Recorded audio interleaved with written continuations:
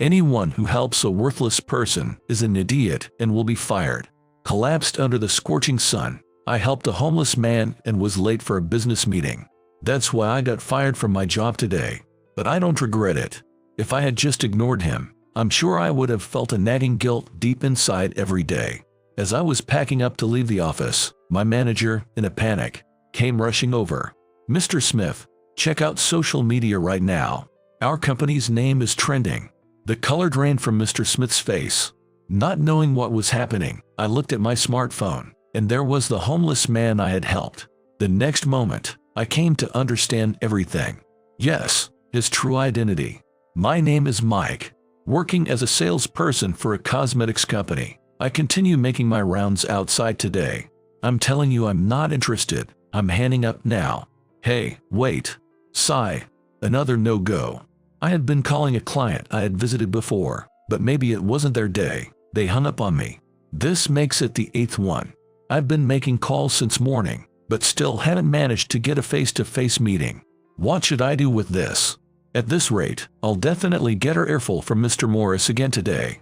And speaking of the devil, the smartphone I was holding started ringing, notifying me of a call from the last person I wanted to talk to. This screen displayed Mr. Morris. I would have preferred to pretend I didn't notice and let it pass, but that would probably lead to more trouble later on, so I resigned myself and pressed the call button. "Hey Mike, how's the morning going?" "Well, I haven't secured a single deal yet." "What?" "You know, I gave you some of my regular clients." "What are you doing?" "I'm sorry. I was trying to call them first, but I just couldn't get an appointment." "Of course. Don't just call. Go there and talk to them directly. Seriously, at this rate, you'll miss your quota again this month." "Or what? You want to embarrass yourself in front of the others again? Especially after last month." Mr. Morris, who's always nagging about get contracts and making a fuss, calls me just to complain like this at length. I heard from the seniors that he was a go-getter on the field, bringing in a tremendous number of contracts, but by the time I joined the company, he was already in a managerial position. I have no idea how skilled he was at his job, and to me, he's just a boss who does nothing but nag and berate. I pretend to be reflective and just nod along apologetically. Listen, like I've said before, the most important thing is sales. Our company is doing well this fiscal year. We need to keep increasing sales and expanding. When I was younger, let me tell you, true to Mr. Morris's words, our company's sales are booming this year. The profits are not just on an upward trend. They are in significant black numbers. There was a major overhaul in the executives and management, and a complete revamp in the business strategy. Colleagues and seniors were all abuzz about it, but the real ins and outs are beyond me. To be honest, I'm not just clueless about it. I'm not really interested. Anyway, just think that you can't return to the office today unless you secure at least one deal. See ya." He just says what he wants and hands up. Really, what should I do? I wonder if the change in management policy is really a good thing. Honestly, as someone who deals with customers on the front lines, I don't think it's good. What's important is the numbers. What matters is the sales. Customer needs come second or third. It's just the kind of thinking Mr. Morris would love. That's what I think. If I go back to the office without securing a single deal, I'll probably receive an even more severe lecture than ever before. With that thought in mind, I decided to continue making calls. "See you. I'm leaving now." "Hey, Mike. Wait a moment." Finally, with 2 deals secured, I returned to the office to sort out the paperwork. I was about to leave at the end of my shift when Mr. Morris called me over. I thought I had avoided a scolding, but what could it be? Thinking this, I walked over to Mr. Morris's desk, where he was looking quite displeased, poring over some documents. Without even glancing in my direction, he said, "How many years have you been with this company?" "Oh, it's my 4th year now. It's about time you realize that after 4 years with this company, your current performance is simply not good enough. But what can I do about that?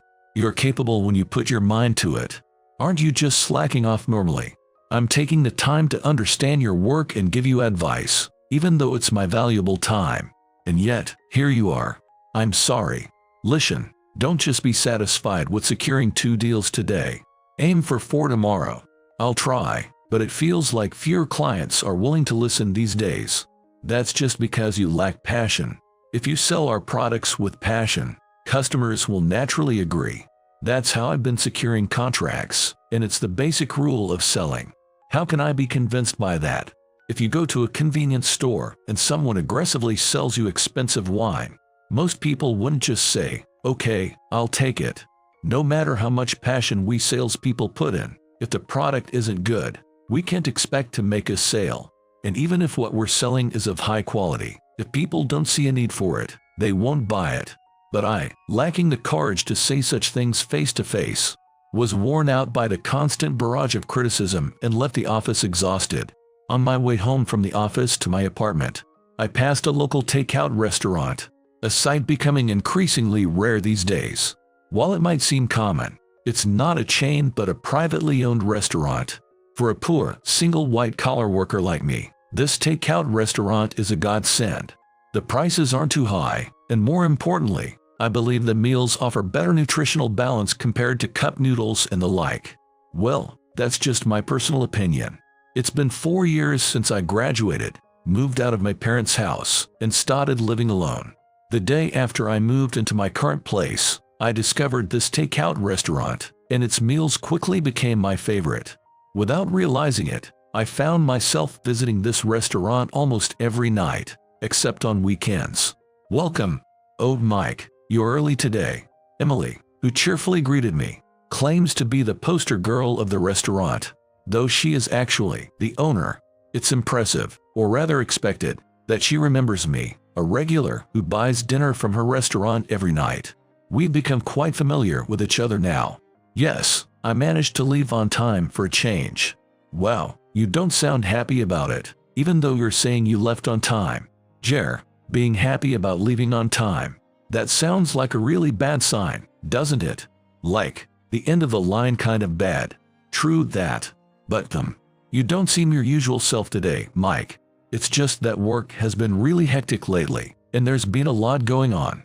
The words from my boss, whether they are scoldings or just reprimands, have been weighing heavily on me. Facing sales rejections can be tough, especially when they come with a firm no, thank you.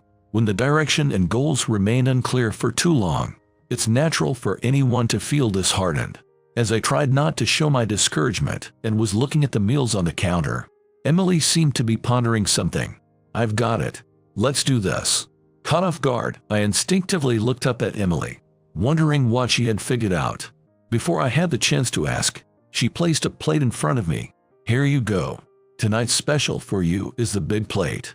It's my top recommendation for today." "Is that so?" I, proudly placing her hands on her hips and declaring an enthusiastic ahem, showed that Emily was likely a person with a lively and amusing personality. Indeed, I've known Emily for years and am well aware of her amusing personality. She continued enthusiastically. "Today's special includes really delicious pork. I was a bit indecisive because the meat itself tasted so good, but I minced some garlic and mixed it with my secret sauce, and voila! A surprise big plate that's perfect for you when you're feeling low on energy." "Well, I'm not sure what it is exactly, but it sounds tasty." Your reaction is so casual. But it's okay. "Mike, you usually buy vegetables or dishes with light seasoning, right?" "I'm happy no matter what you choose because I put my heart into everything, but I got a bit worried." "Don't worry. Pork is rich in protein and good for fatigue recovery, so please try it." "Hey Emily, you are always so lively." "Welcome, Mr. Thompson. Wait, weren't you supposed to have a drinking party today?" "Yay, about that, it's actually starting soon. I'm here to grab something for a late-night snack since I don't eat much at drinking parties. A big plate as a late-night snack might make you gain weight. How about this one? It's not too high in calories, perfect for after drinks or late at night." It's clear that Emily is a popular figure around here, and she's incredibly beautiful, too. Many customers flock to her store every day. The customer currently chatting amicably with Emily is someone I've seen a few times before. Their interaction reveals just how observant and thoughtful Emily is. She listens and watches her customers closely, intuitively understanding what they seek. She effortlessly gleans this from casual conversations and makes fitting suggestions. It struck me how different she is from me at the moment. Being in a customer-facing profession myself, I realized that ideally, I should be more like her. Really, Emily, you're so good at business. Thanks for this, I'm off now. Alright, take care. Oh, wait a second. Huh? Let's see, I knew I had it somewhere. Here it is. Huh? What's this? A nutritional drink. Yeah, a vendor left these turmeric drinks here the other day. They were a bit too mature for my taste, so I was wondering what to do with them. Please take one if you like. What's this? Well, thanks anyway. Don't drink too much, okay? We'll be waiting for you to come back. You're amazing, Emily. In so many ways. Am I? I'm not sure about that. Just, various things. You really remember your customers well, and then there's the last thing. Oh, the turmeric drink. Yeah, I ended up with a whole case of samples, and I was wondering what to do with them. Emily, blushing slightly, had dashed out of the store for a moment and now returns inside, laughing. Drinking this before alcohol is said to prepare the liver and help prevent hangovers. Well, I don't drink much myself, so I don't really know if it's true. No, really, I think you're amazing. Impressed, I still found my gaze returning to the meal in front of me. The big plate. And there's an adorable little pop-up on it. A cartoon girl is drawn on it, her fist thrust forward and the words hanging there, handwritten beside her. I couldn't help but smile.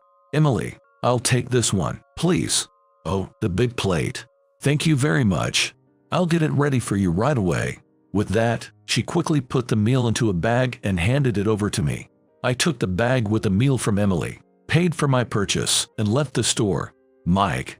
Just as I left the store, I was called from behind. Eat that and get a good night's sleep, so you can wake up feeling refreshed tomorrow. Waving energetically, Emily's cheerfulness made me a bit embarrassed, but I nodded in acknowledgement and headed home. However, something didn't quite sit right with me. Despite her enthusiasm about the big plate, I couldn't recall seeing it in the counter display. Watching Emily's interactions with a regular customer had profoundly impacted my approach to work. Our company's lotion. How did you find it when you used it? Well, the makeup applies really smoothly the day after using it, but it's a bit pricey. Indeed, it is a bit more expensive compared to other brands. Here, I've brought a catalog from another company. Exactly. This one. I used this before. It was affordable, which was great, but it somehow didn't blend well with my skin. It felt like it was losing firmness. I see. If it's similar ingredients you're looking for, this product from another company might suit you. Oh, how is this one? This lotion might be more compatible with your skin type. And regarding the price you were concerned about, it's not much different from the one you previously used. But weren't you supposed to be promoting your company's lotion? Is it okay for you to recommend a product from another company? Well, I may get in trouble for this, but I believe that each customer has different needs. Rather than just representing my company, personally, I think it's better to guide customers to what they truly need. Really? Well, I understand. I'll be going shopping soon, so I'll try this lotion. If it doesn't work out, can I still consult with you? Of course. I'm always available to help you find a perfect product. Until now, I was told to aggressively push sales, and even though I felt something was off, I didn't have a clear answer and just went with the flow. However, after seeing Emily's approach to customer service, I realized that this way of thinking was not right. I started to realize that understanding what the customer is seeking is the most important thing. Working with this mindset, I began to think along with each client about what they really wanted. Surprisingly, my performance started to improve day by day. The fact that my clients started saying, "I want to introduce you to someone I know," might be one of the reasons for my improved performance. Initially, Mr. Morris and colleagues suspected me of wrongdoing, wondering if I was engaging in some sort of misconduct. However, as customer feedback came in, describing me as a salesperson who genuinely cared for their needs, those suspicions faded away. "Hey, Mike, where are you right now?" Then one day, while I was on my way to my 5th appointment, I received an unexpected call from Mr. Morris. I didn't stop walking to my next destination as I answered the phone. "I'm on my way to the next client. How long will it take you to get back to the office?" "From here, probably about 30 minutes. "Yes, come back right away." "But wait, I have my next appointment coming up. Cancel it and come back immediately." Rushing back to the office, I found myself unexpectedly in the president's office. "Sorry for calling you in so abruptly," said Mr. Smith. No, it's fine. But why am I here, especially with Mike? Did he do something wrong?" No, it's not like that. Mike, you've been doing really great work recently." "Thank you. I've been fortunate with my clients. Some have even introduced me to their acquaintances." "That's good to hear. Well, it must be a result of your hard work. Do you know about Johnson Productions, the major modeling agency? The one that's famous for having many popular fashion models on its roster?" "Yes, that's the one. The Johnson Productions, which has many models appearing in magazines and TV shows recently, approached us for a business proposal." Suddenly, what's this all about? "It seems that Mr. Johnson's wife heard about you." "Me?" "Yes, you've actually met her and sold some products to her, right, Mike?" "Oh, now that you mention it, Mrs. Johnson has indeed been purchasing quite a bit from us recently." Naturally, as I got to know more about Mrs. Johnson through our conversations, I understood more about her and her husband's business, as well as their situation. However, I never expected things to escalate to this extent, and there was never any talk of such a deal. If it were just a matter of your good reputation, Mike, I doubt such an offer would have come up. But it seems they're very pleased with our products. The proposal for a business partnership also came about because they highly appreciate our products." "Mike, you're amazing." No, it's not all me. It's because our company's products have a good reputation, and that's why I wanted to talk to you. We've received a proposal from the agency to consider a large order as a precursor to a business partnership. Mike, would you be willing to handle this deal?" "Mr. Smith, but shouldn't I or someone else be handling such discussions?" "Morris, I understand what you're saying, and it's valid. I thought the same, but it was Mr. Johnson's specific request to have Mike handle it, and we can't really refuse that." Although I felt a slight hesitation about his words, I decided to take on the opportunity. It wasn't just because of the recognition or the large order that made me happy. It was because Mrs. Johnson and her husband needed me, and I felt I couldn't refuse their request. Considering the scale of the business deal, it was decided that not only I but also Mr. Smith and Mr. Morris would participate in the negotiations. I resolved to approach it as I always do. After the meeting concluded, Mr. Morris and I left Mr. Smith's office. "Excuse us." "Hey, Mike. What is it?" "Listen, I'm emphasizing this because you might not realize it, but make sure there are no blunders. This is not like your usual sales work. Mr. Smith and I will be there. This is a company-level negotiation." I understood that already, but of course, I couldn't say that out loud. I maintained my composure and simply replied, "Understood." Killing time until it was appropriate to leave for the office, I arrived at work on time and started preparing for the big meeting, checking everything thoroughly. "Hey, Mike, Mr. Smith and I are going ahead to greet them. Make sure you're there 15 minutes before the meeting starts." "Understood." After Mr. Morris left the office, I double-checked the documents and materials to ensure there were no errors. I completed my preparations about an hour before the scheduled time. The office of our client was a 30-minute journey away, but to be on the safe side, I decided to leave a bit early. The office was quicker to reach by bus or taxi than by train, so I planned to take whichever I came across first.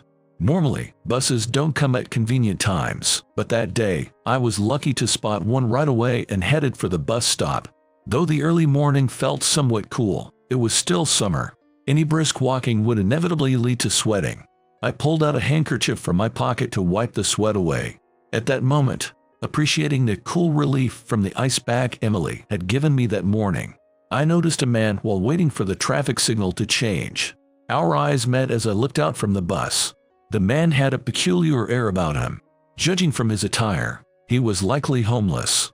His clothes were worn thin in places from rubbing. His sandals were broken, with the thongs torn, crudely repaired with some other fabric. Our eyes met. Yes, in this heat. I couldn't help but think about how tough it must be in this heat.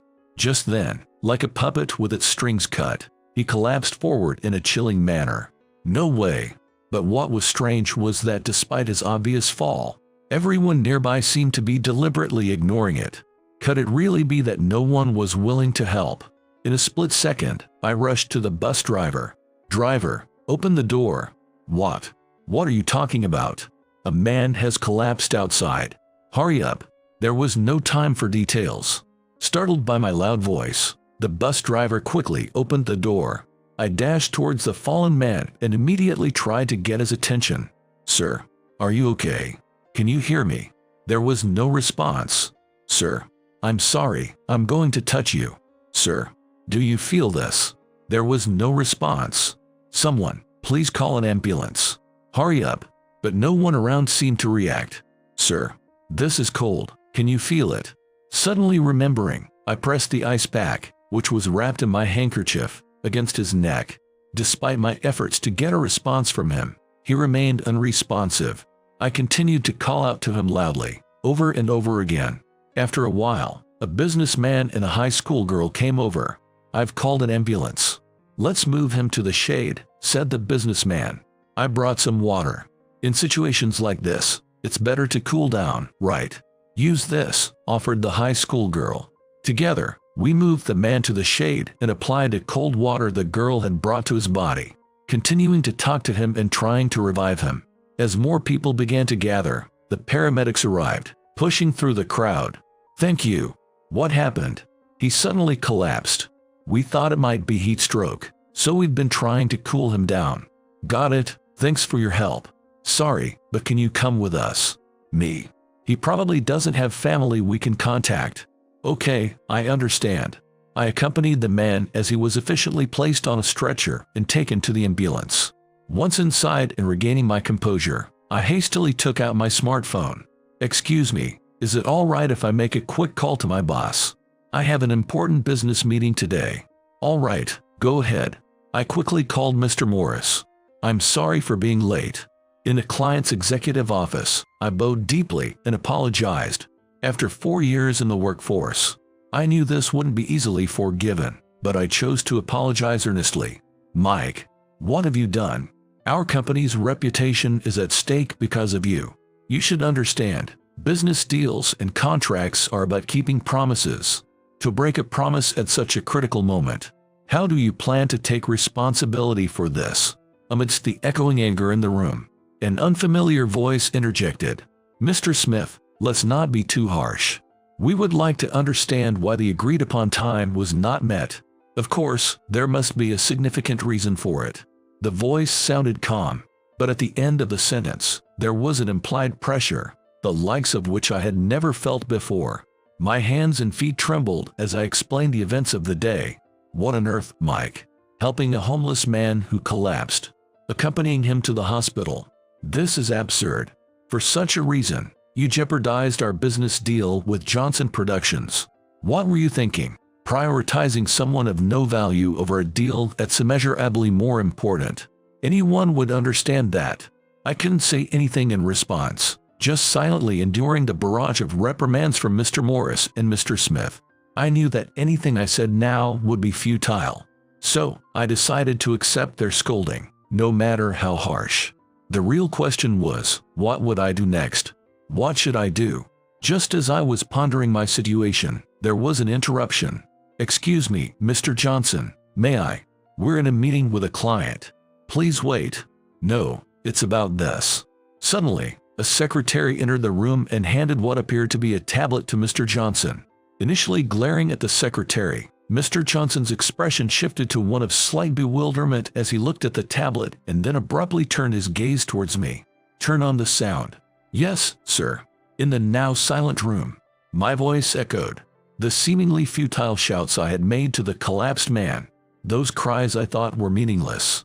But they had reached the businessman and high school girl who helped me, and now they were being heard by everyone in this room. It appears to be a video that's widely circulating on various social media platforms. I see. Thank you. You can leave that here. Certainly. Then, I'll excuse myself. As the secretary left, Mr. Morris, Mr. Smith, and I watched her go. Mr. Johnson, ignoring us, finally spoke. Mike, was it? Caught off guard by hearing my name, I involuntarily tensed up. You, Mike, are a remarkable person. No, This incident can't just be brushed off as tardiness, negligence, or rudeness. You did something to be proud of. Hearing Mr. Johnson's words, the expressions of both Mr. Smith and Mr. Morris brightened up immediately. So, shall we proceed with the presentation? No need. Excuse me. Didn't you hear me? I said no need. Hearing his reply, Mr. Smith and Mr. Morris beamed even more. Thank you for your generous understanding. We knew you were a man of broad-mindedness, but this exceeds all expectations. We were hoping to proceed to the business discussion immediately. Interrupting Mr. Smith, Mr. Johnson spoke with a low, intimidating voice. Mike is indeed as wonderful as I've heard. A man like him, criticized and blamed without reservation, and moreover, for a company that trivializes a human life. We have no interest in doing business. But wait, we understand that helping others is important, but to take up your valuable time. What of my time? Yes, I too waited for him.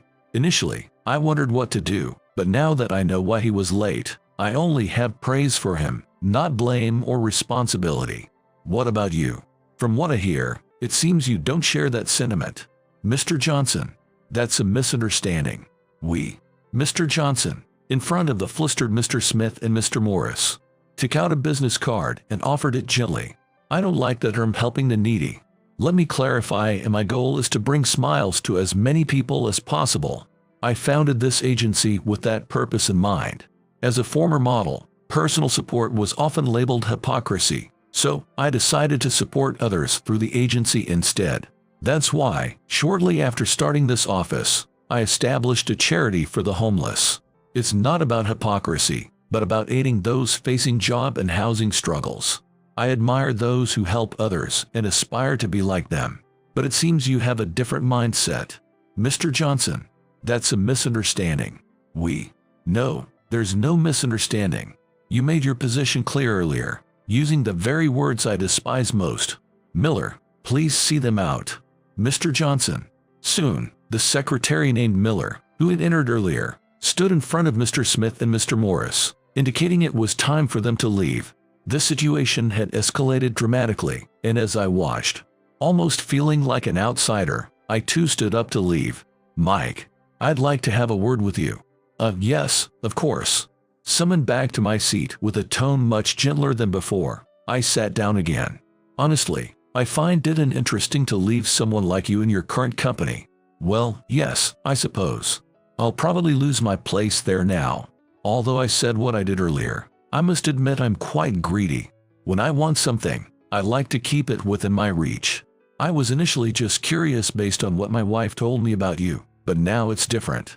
How about it? Would you consider working with me? I was taken aback by the sudden offer. You might have heard, but originally, we were looking for a partner company to handle cosmetics. However, today's events have disrupted that plan. Still, I don't intend to deviate from my goals. That's where you come in, if you're willing.